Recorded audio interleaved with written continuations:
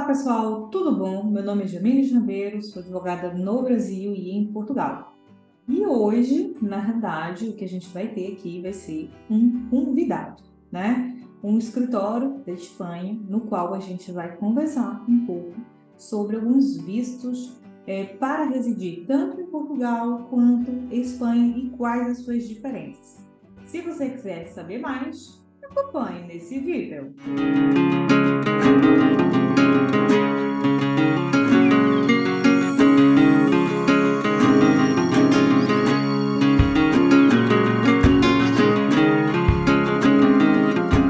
Antes de mais, eu vou convidar você a se inscrever no canal, ativar as notificações e também me seguir lá no Instagram Advocacia de Imigração. Se você é advogado, convido a seguir advocaciadeimigração.cursos e também temos aí tributário do estrangeiro. Bem, eu vou aceitar aqui o convite do Dr. Lorimar Souza para bater esse papo com a gente aqui hoje sobre morar na Espanha e de forma regularizada. Deixa eles entrarem aqui.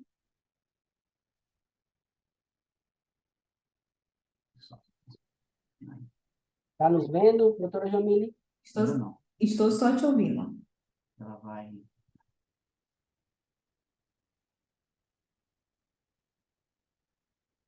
Tá faltando ativar a câmera.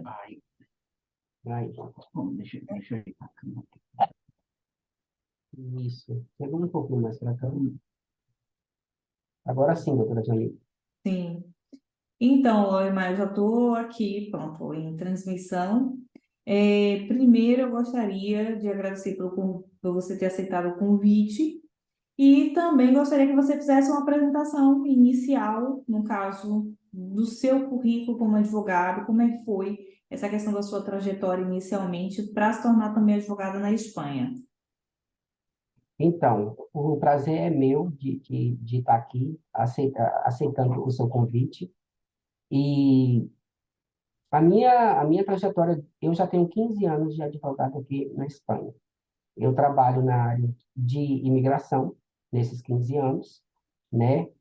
E a gente regulariza, não só brasileiros, mas latinos de um modo geral, né?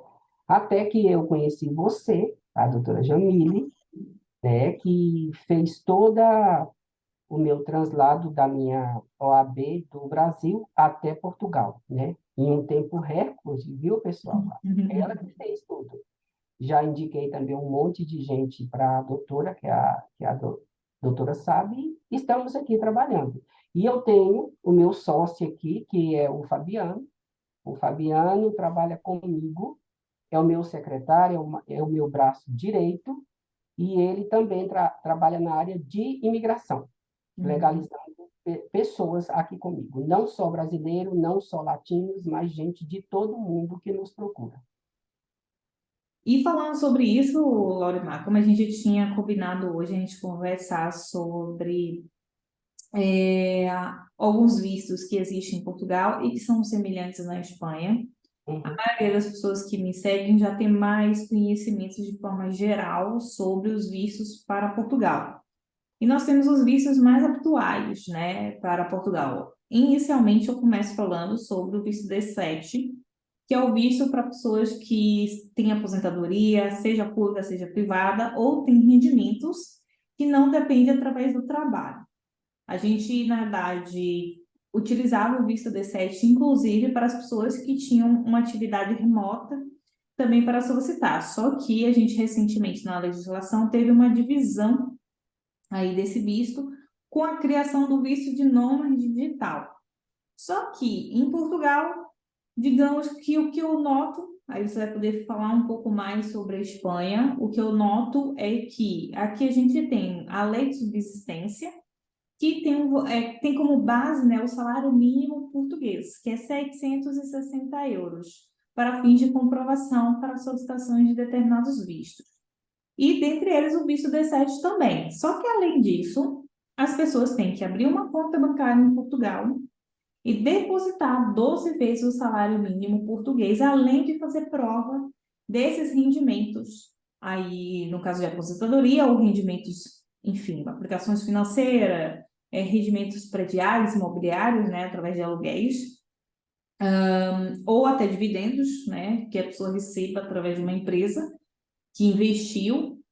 Só que, além disso, temos que também depositar esse valor. Isso é o que faz, às vezes, algumas pessoas não conseguir de imediato também aplicar, porque é uma poupança, né, que a pessoa tem que ter Claro. de 12 vezes o salário mínimo de Portugal. No caso de Espanha, tem um visto semelhante também? Como é que funciona?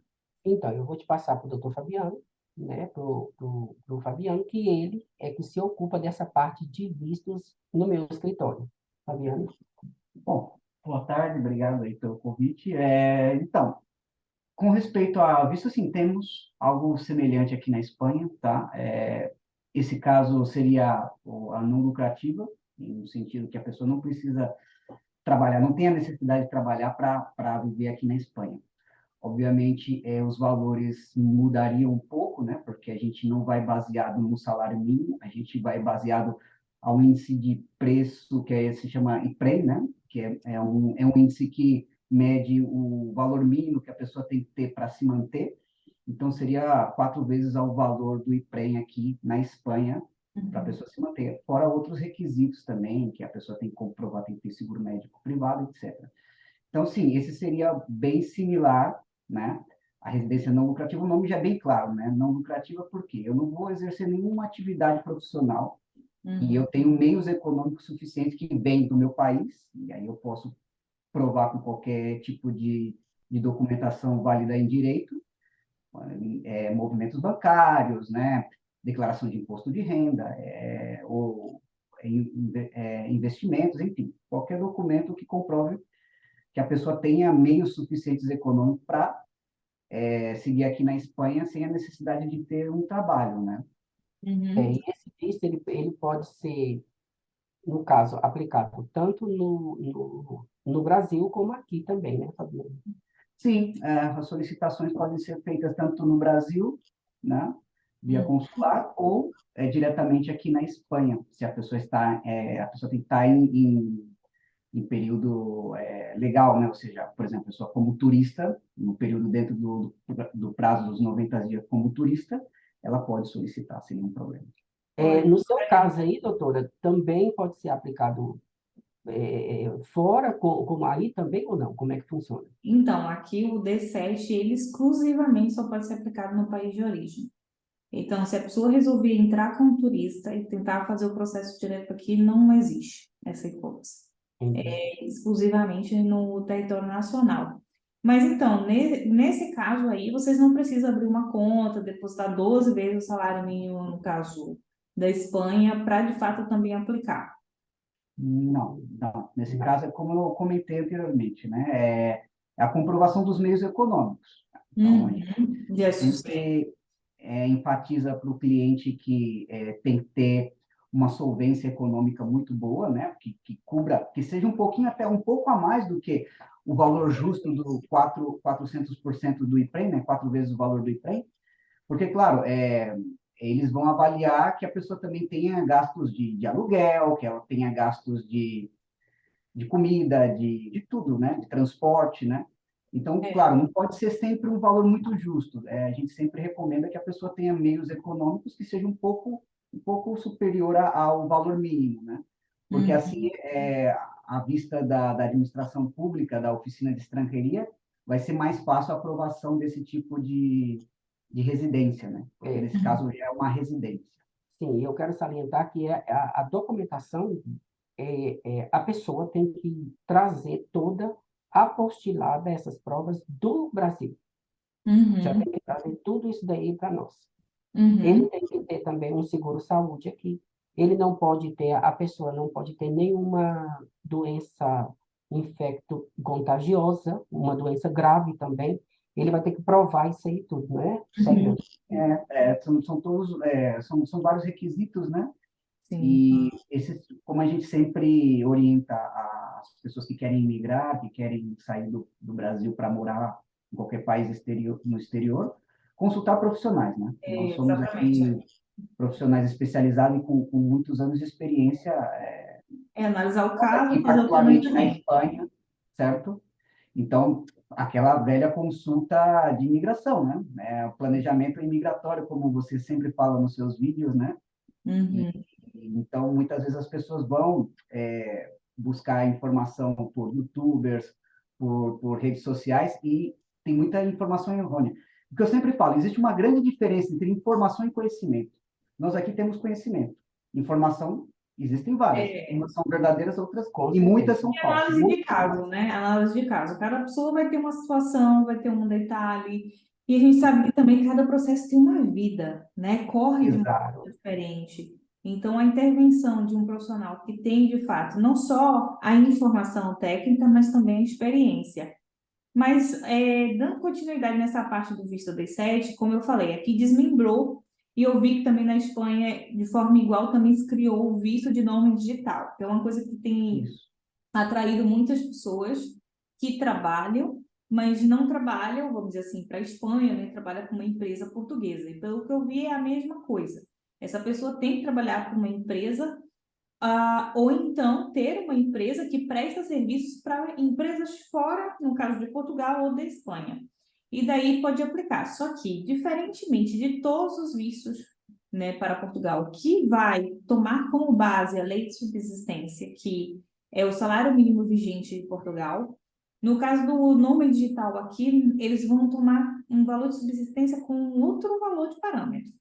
Ou seja, aquela pessoa tem que ganhar equivalente a 4 salários mínimos, vezes 3 meses. Então, assim, quando a pessoa é um trabalhador independente, a gente sabe que nos 3 meses essa pessoa pode faturar, tendo que um mês pode faturar muito mais do que o outro. Mas o trabalhador subordinado, ele vai ter que ter um salário ali certinho, fixo, que hoje rodeia aí um valor mensal de 3.060 euros, tá? Além de que, se também quiser solicitar o visto de acompanhante familiar, porque vai trazer um familiar, né, um cônjuge, um filho menor de idade, ele vai ter que aí acrescentar mais 50% para o cônjuge, mais 30% para cada filho menor de idade.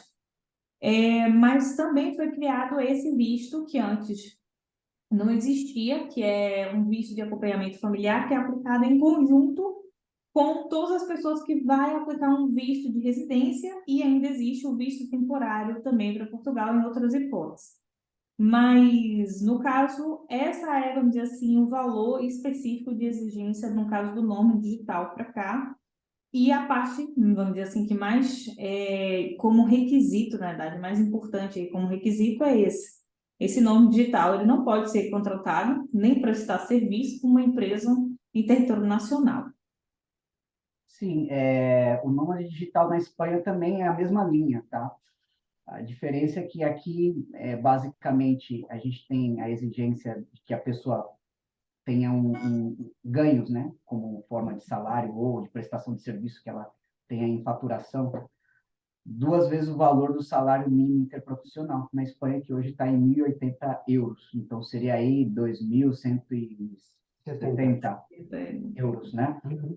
E a diferença, assim, entre autônomos e pessoas que têm um contrato de trabalho fixo em uma empresa, aqui o autônomo, a diferença é que ele pode prestar, obrigatoriamente ele tem que prestar serviço para empresas que estejam radicadas fora da Espanha, tá? Porém, existe a possibilidade do autônomo de ter aí um mínimo de 20% prestando serviço para empresas instaladas no território espanhol. Essa é a diferença. Já a pessoa que a gente chama no Brasil CLT, né, que tem um vínculo empregatício e tal, direto com uma empresa, né, não é um autônomo, essa sim tem que prestar o serviço de uma empresa que esteja fora do território espanhol. Então, basicamente, aí esses são os requisitos, né, para você solicitar esse tipo de visto, né? Uhum. E tem uma diferença que é interessante, porque também o procedimento você pode ser feito diretamente do Brasil, do país de origem, ou aqui na Espanha, tá? E Uhum. existe uma diferença. Se eu peço diretamente por exemplo, do Brasil, de outro país, via consular, pois 1 ano de inicial, de visto, né? Para nômade Uhum. digital. Se você faz a solicitação dentro do território espanhol, pois já sai para 3 anos. É um pouco engraçado isso. Pois, até estimula as pessoas a irem e fazer diretamente aí, né? Sim, Mas no período de legalidade. claro, sempre todo tipo de solicitação para vistos ou residência na Espanha, acredito que em Portugal também, a pessoa tem que estar no seu período legal, né? Seja Sim, como turista ou se ela é. tem algum tipo de instância ou visto que permita ela estar ali, né, de forma legal. No caso, o visto de nome digital aqui exclusivamente também, igual o D7, tem que solicitar sempre no país de origem. Não existe como eu posso, não existe, pelo menos hoje, uma previsão legal de eu solicitar com dispensa de visto. Nós temos alguns casos que as pessoas, mesmo na condição ilegal ou irregular, podem solicitar autorização de residência com dispensa de visto, como no caso dos estudantes. Os estudantes, mesmo que tenham passado do prazo de 90 dias, né, de turista aí, do visto de espaço o visto Schengen, né? Após a finalização, né, do visto. É, mesmo que seja posterior, ele pode solicitar. O que vai acontecer é, se ele fez um agendamento para se regularizar posterior aos 90 dias, aí ele, consequentemente, vai pagar uma multa, né, contando do último, né, do último, quando acabam os 90 dias, até o dia que ele faz o agendamento para a sua regularização. Acontece questões práticas que eu não vou entrar aqui, porque aí é muito aprofundado, para eu ficar falando sobre coisas minuciosas, o que aconteceu na pandemia, que teve decretos que Aham. colocaram, etc. Isso aí não é a regra, isso são exceções devido a alterações circunstanciais que aconteceu no mundo. É, mas, por regra, funciona dessa forma. Então, na verdade, nós temos a hipótese de regularizar os estudantes, seja estudante secundário, né, que é tipo ensino médio, também profissionalizante, formação profissional, tá? Técnico, e também estudante de nível superior, qualquer tipo de curso, licenciatura, pós-graduação, mestrado, doutoramento, tudo dá para fazer diretamente aqui. E já vem automaticamente com a concessão, do pedido que permite trabalhar. Uhum. Então, assim, mesmo que ele não esteja trabalhando, não tenha contrato de trabalho, automaticamente o título já permite, tá, que ele trabalhe. Porque antes a gente tinha que, depois que esse estudante tivesse o contrato de trabalho ou tivesse sua conta própria trabalhar, a gente fazia uma solicitação dessa autorização junto ao CEF. Mas agora já vem de forma automática. É claro que a sugestão é sempre vir com visto, porque essa é a regra, porque a pessoa já vem, vamos dizer assim, já sai do seu país, né, do sua zona de conforto, sabendo que essa transição, essa mudança já está garantida a sua regularização. Agora, a pessoa vir para fazer diretamente, ela sabe que ela vai correr sempre o risco de, vamos dizer assim, de um indeferimento. Então, a pessoa gastou, criou expectativas, Uhum. estruturou toda a sua vida naquele país e não sabe se vai ter o documento. É diferente de quem vem com visto. Então, Claro. a regra é sempre sugerir às pessoas. Agora, quem já veio sem um planejamento migratório, sem acompanhamento, né, de um profissional, e aí, consequentemente, já está aqui e pronto, o certo é buscar se regularizar o mais rápido possível. Existe, no caso do estudante, essa hipótese. Mas funciona dessa forma, no caso dos estudantes.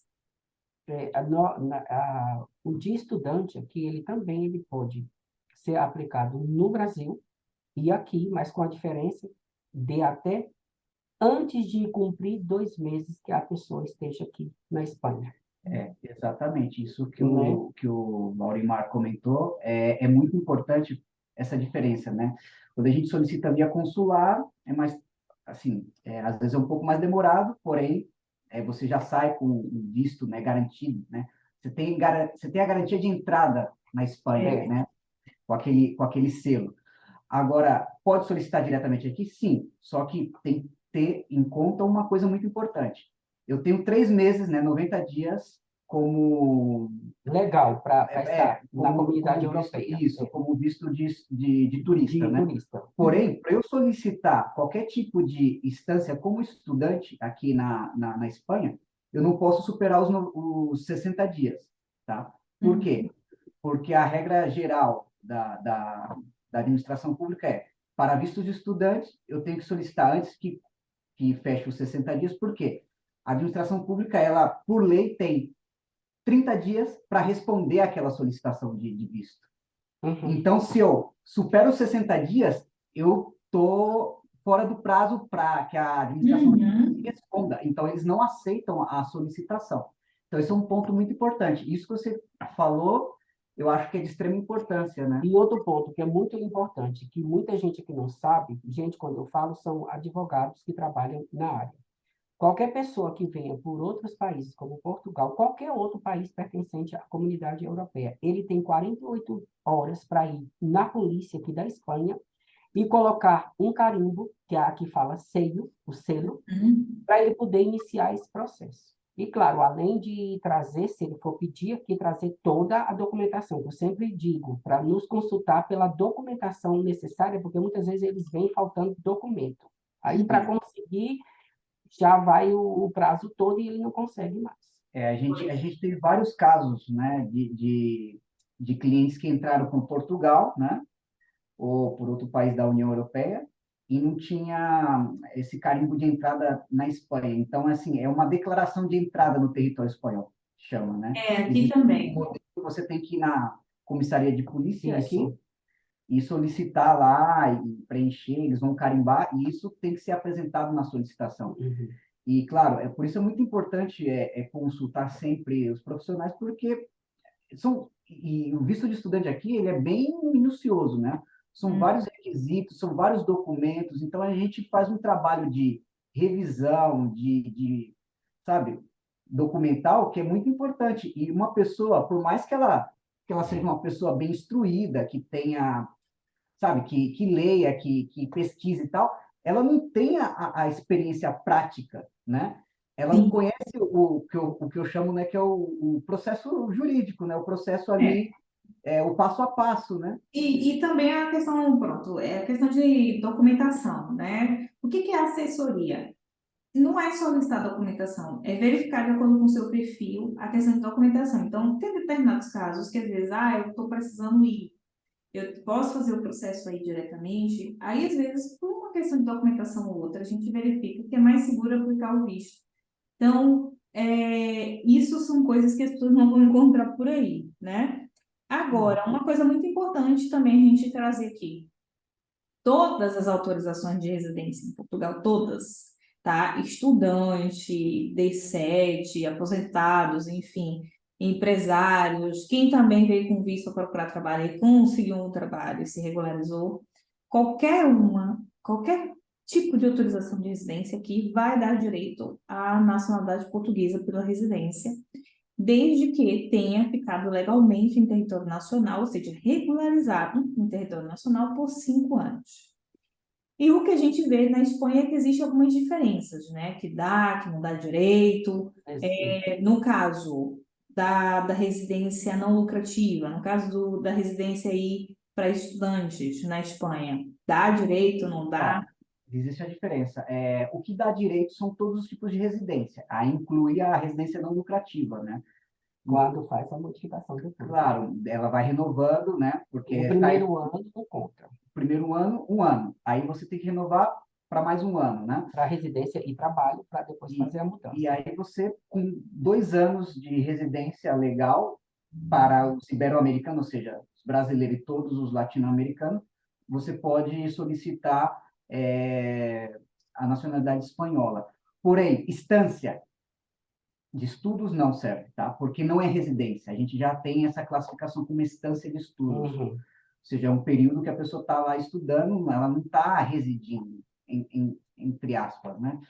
Então, existe muito essa dúvida, né? Eu fiz um master, eu fiz doutorado, fiquei 4 anos fazendo doutorado, não serve? Não, não serve. Não, porque é uma instância Uma para eles. instância, tem que ser uma residência. Eu acho que deveria servir sim, mas não sou eu, como se diz, legislador, né, doutor? Então, tem que Pois. ser de acordo com o que eles querem, a administração pública. Tem algum outro visto que não conta também para nacionalidade ou só os estudantes? Olha, tem uns vistos consulares, algo assim, que são bem mais específicos que também não contam, tá? Já nós Temporários, tivemos né? até um caso desse, esse tempo, né? Uhum. A Porque mulher são trabalhava no vistos consulado. de instância, né? Você está ali por um período para prestar um serviço determinado e são vistos, né? Não são, por exemplo, visto temporário de trabalho, sabe? Não é uma residência e trabalho. Quando eu tenho residência ou residência e trabalho, esses se encontram.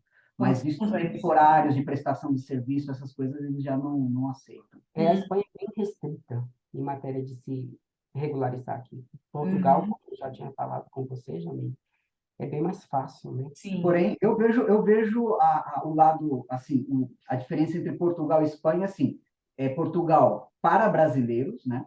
A gente tem que frisar isso. Não sei como, pelo que eu acompanho, né? Para brasileiros existem facilidades para regularização. É. Porém, comparando com a Espanha, já a questão da nacionalidade, eu vejo a Espanha mais fácil, entre aspas. Por quê?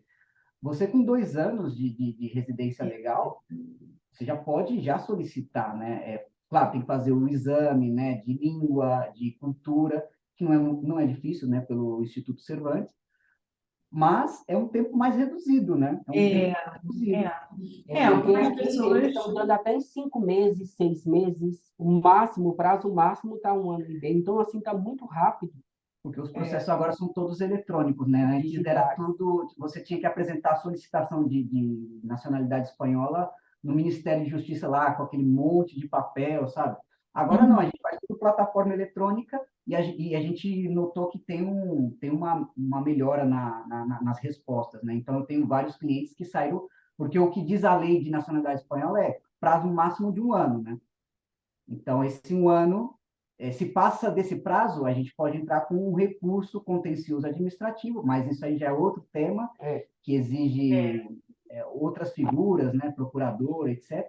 Mas a gente nota que tem uma agilidade aí com a plataforma eletrônica. Então, muitos clientes meus, e aqui do escritório, com 1 ano, sabe, um ano e meio, como muito, a média, sabe? uma outra questão também é falar sobre uma questão que aconteceu esse ano aqui, que foi, vamos dizer assim, a retirada aí do visto Gold.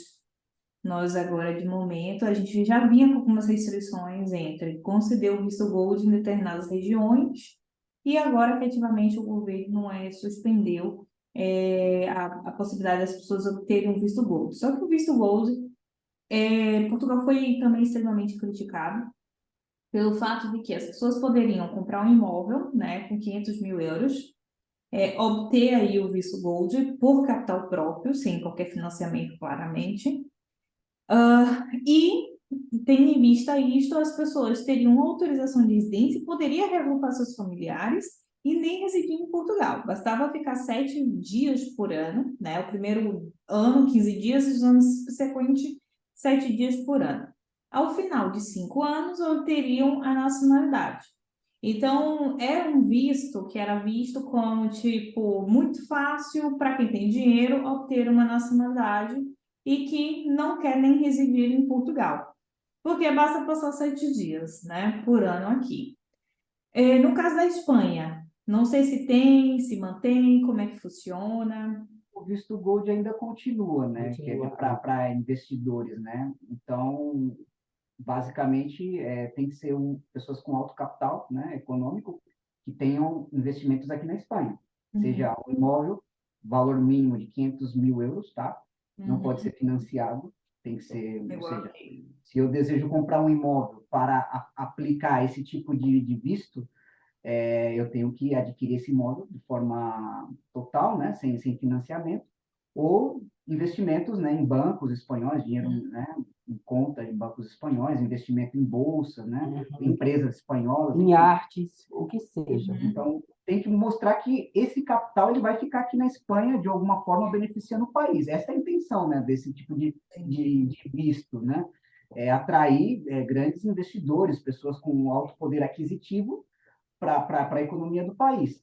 E sim, e tem a possibilidade, com 2 anos, né, a pessoa pode solicitar a nacionalidade Nacionalidade. espanhola para brasileiros e ibero-americanos, Uhum, frisando sempre, né? Se são de outras nacionalidades, Aí entra a regra geral, que são 10 anos de residência, tá? Mas os ibero-americanos não têm vantagem, né? Ok. E tem É. também, doutor, o visto de altamente qualificado. Hum, Sim, o visto de altamente qualificado também para profissionais que tenham aí em torno aí que seria equivalente a salários entre 4 a 5 mil euros por mês, tá? Então, a gente está falando de um público que é engenheiros altamente qualificados, diretivos de multinacionais, uhum, esse público, né? E também aí, tanto o Visa Gold como esse de profissionais altamente qualificados, a gente não está falando da lei de estrangeria, de estrangeiros sim. espanhola. A gente está falando de outra lei, que é a lei de empreendedores, é outro órgão que a gente faz a solicitação, não é Não é através pela, da estrangeiria. claro, então é pela URE, né, que é a União de Grandes Empresas aqui, que está Hum. localizada em Madrid. Então, toda solicitação tem que ser feita aqui em Madrid. É, então, assim, é outro tipo de lei para um público específico. E, claro, são tipos de residência que dá a oportunidade também da pessoa solicitar a cidadania, né, a nacionalidade espanhola. Uhum. Nesse caso aqui, a gente tem também o profissional de alta qualificação. Na realidade, o valor do salário é um pouco menor, né, de exigência. Nós temos duas hipóteses. Tem o pessoal da área de tecnologia, de empresas que são credenciados por um órgão aqui, que é o EAPMEI, e ganhando 1.200 euros já dá para aplicar, por conta da profissão, que a gente tem uma lista, tá, de profissões que são enquadradas profissões de alta qualificação, e, de forma acumulada, também vão olhar a questão do valor que aquela pessoa tem de rendimento como trabalhador independente ou como trabalhador subordinado. Tanto um quanto o outro. Se não for, no caso, de pessoas que são credenciadas pelo IAPMEI, consequentemente, pessoas, em aspas, né, empresa, né, que as pessoas trabalhem, não for uma empresa credenciada pelo IAPMEI, nesse caso, elas têm que ter aí mais ou menos um faturamento de 1.800 euros por mês. E aí dá para solicitar tanto o visto no país de origem, e nesse caso, dá para solicitar diretamente em território, desde que a sua solicitação seja feita dentro do prazo também que esteja regular, que é justamente o fato de ter entrada legal, também fazer prova de entrada legal em território nacional, e ter aquele prazozinho de 90 dias, nem que seja para iniciar o processo, né? Que é o agendamento junto ao CEF. Dá também para solicitar e fazer a regularização. E como tudo, né? Aqui vai dar no final a nacionalidade portuguesa por um tempo maior. Só que diante do que vocês passam, a depender do perfil das pessoas, é muito mais interessante Espanha, né? No caso do nome digital, da residência não lucrativa, do profissional de alta qualificação, no caso do visto Gold, que nem tem aqui, as pessoas vão ter um visto que, de fato, depois vai ter uma residência e aí ter em muito menos tempo a nacionalidade. Então, eu acho que nesse caso, realmente, olhando para esse tipo de perfil de pessoas, acho que a Espanha é mais interessante outras Sim, situações, né? No caso, as pessoas que vêm fazer uma faculdade, vai ter um tempo dentro da faculdade, fazer mestrado, especialização, no final vai ter 5 anos. Então, consequentemente, Portugal, nesse ponto, para esses claro. clientes, é mais interessante para ter a nacionalidade. Além de que temos outros vistos, que é o visto para procurar trabalho, hoje o visto de residência CPLP, que é, no caso, para os cidadãos dos países da comunidade portuguesa, como o Brasil, consequentemente, Angola, Guiné-Bissau, Moçambique, Cabo Verde, enfim, alguns desses países CPLP, alguns não, todos os países CPLP, melhor falando, vai ter um visto, que a gente ainda não tem isso, vamos dizer assim, na prática regulamentado, mas a Formalizado. residência já está. A residência já está, que é a solicitação diretamente em território, e em 72 horas essas pessoas têm aí a sua residência. Que em tese vai deixar, vamos dizer assim, regular, é diferente de um título de residência, mas é muito facilitado. E o visto para procurar trabalho? É um visto, como já está dizendo, é um visto de 120 dias, pode prorrogar por mais 60, a pessoa tem que, de fato, conseguir trabalho para converter em autorização. E aí, pronto, nesse caso vai ter um título de residência por meio do trabalho, né? pelo contrato de trabalho, né, na condição de trabalhador subordinado. Não, Então, isso aí a gente também tem aqui na Espanha parecido, tipo, visto para busca de trabalho, tá? Sim, também tem. Por exemplo, pessoas que se formaram recentemente em curso superior, né? sim. Faculdade, graduação, pós-graduação, mestrado, também podem aplicar tipos de visto como esse para buscar trabalho aqui na Espanha, no seu setor, né? A Mas gente nesse tem caso, a Espanha tem, vamos dizer assim, determinadas profissões que o mercado tem carência e aí permite a Não, não aplicação. exatamente, né? A lei não fala de setores específicos, tá? Claro que o que eles vão exigir é que a pessoa venha de uma formação e que busque naquela formação que ela tem, né? Claro, não Hum, teria sentido, né? A pessoa chegar aqui com nível, sei lá, com uma Meu pós-graduação nível. em mecatrônica e vai trabalhar de garçom. Não, né? Para quê? Aqui esse visto permite, tá Ah, bom? Sim, permite? sim. Permite. Permite. Independentemente das pessoas não terem formação técnica ou de nível superior, pode aplicar o visto para procurar trabalho. Uhum. E uma coisa, as pessoas podem vir para cá, muita gente nos procura, chega aqui com uma semana, 3 dias, e querem trabalhar. As únicas hipóteses que deixa, que você pode ser contratado aqui na Espanha, né? Isso não é um visado, mas você pode vir e trabalhar, são as profissões que está necessitando Espanha no momento, que são soldadores, né? Que são médicos, né? Que mais? Isso, Fabiano? isso eu não sei de cabeça agora, porque assim, a cada trimestre o Ministério do Trabalho, vamos dizer Eles assim, soltam uma lista. eles lançam uma lista que a gente chama de trabalhos de difícil cobertura do Uhum, território espanhol. isso. Mas são áreas muito específicas, né? Por exemplo, áreas da mecânico de navio, por exemplo. Uhum. Telecomunicações Então, também, essas você pode painéis solicitar. solares, quem instala. Então, tem aí uma lista que a pessoa pode chegar e aplicar, sim, e ir trabalhar, viu, doutor? Entendi. Aqui tem essa possibilidade. Um pouco mais restrito, mas Mas, a contratação que a gente chama em origem, né? Essa Uhum. contratação em origem, que a gente pode fazer um contrato para a pessoa vir trabalhar diretamente na Espanha, sem Uhum. passar pela lista que a gente chama do desemprego, né? Del Sim. paro. Ou seja, se eu sou uma empresa espanhola e quero contratar uma pessoa em outro país, estrangeiro, pois eu teria que publicar essa oferta de trabalho nas oficinas que Aqui a gente chama de também. emprego, e aí, se não tem nenhum candidato que possa cobrir essa vaga, a oficina de emprego daquela região me emite um certificado comprovando que não tem candidatos, e aí eu posso transferir essa candidatura para algum estrangeiro. Estrangeiro. Aqui é a mesma coisa. O grande problema é justamente não ter pessoas para entrar naquela vaga, percebe? Sim. Mas pronto, tem algumas profissões que às vezes de fato tem carência no mercado.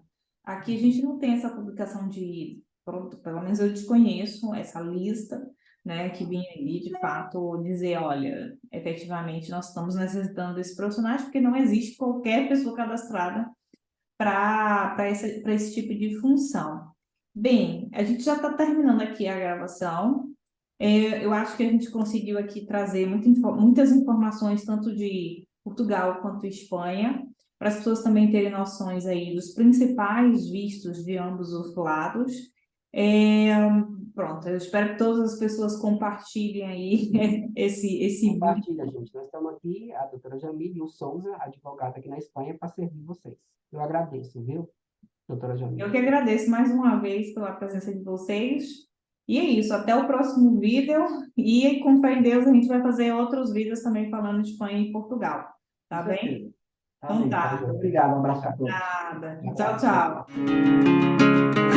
tchau.